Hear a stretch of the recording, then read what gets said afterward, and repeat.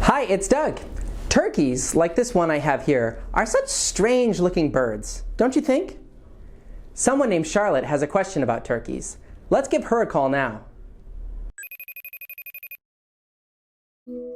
Hi, Doug. Hi, Charlotte. I have a question for you. Why do people eat turkey on Thanksgiving? Oh, that's a great question. It's not many holidays people celebrate where there's a bird connected with it. I mean, when you think of your birthday, you think cake, right? It's not like people go, "Oh, hey, happy birthday. Here's a birthday chicken." But on Thanksgiving, for so many Americans, it's all about the turkey. And turkeys are such a strange bird, too, aren't they? These birds are huge. It's a wonder they can even fly. If you'd been a chicken farmer and you'd never seen a turkey before, you'd think you'd hit the jackpot. That's a lot more meat. Then there's how they sound.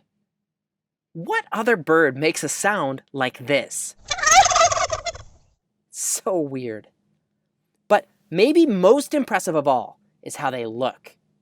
The males look different from the females, with a long, bright red snood, that fleshy thing that hangs over their beak, and with those huge tail feathers that they can fan out in a display, all so that each male can put on a dance for the females.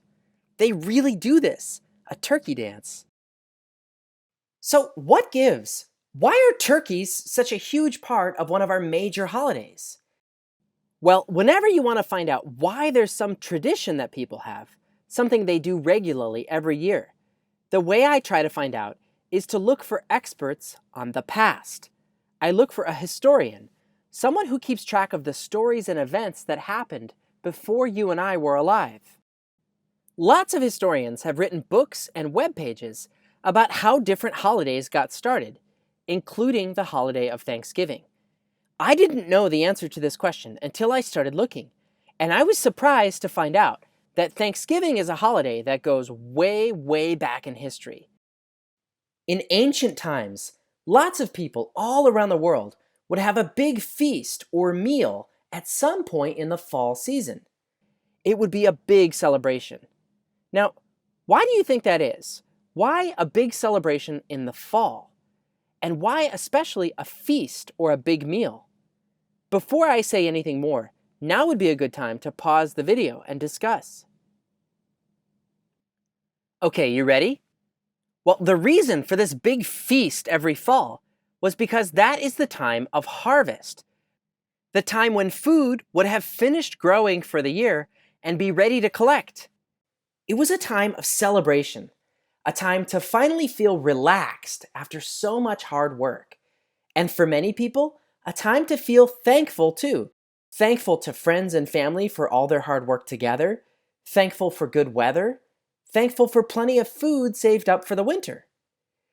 In the country of England in particular, it became popular to combine the fall harvest with the idea of giving thanks and calling that day Thanksgiving. And so it became a holiday in England. The word Thanksgiving is English. But in England, while these Thanksgiving feasts would have had bread, maybe some chicken and gravy, maybe some apples, what they didn't have was turkey. That's because by this point, the people living in England had no idea that turkeys even existed. Turkeys, you see, were a bird found only in the continent of North America. They're special to North America. While the Europeans and other people in the world had no idea turkeys existed, the indigenous or First Nations peoples of North America knew all about them. And turkeys were an incredibly valuable part of their lives.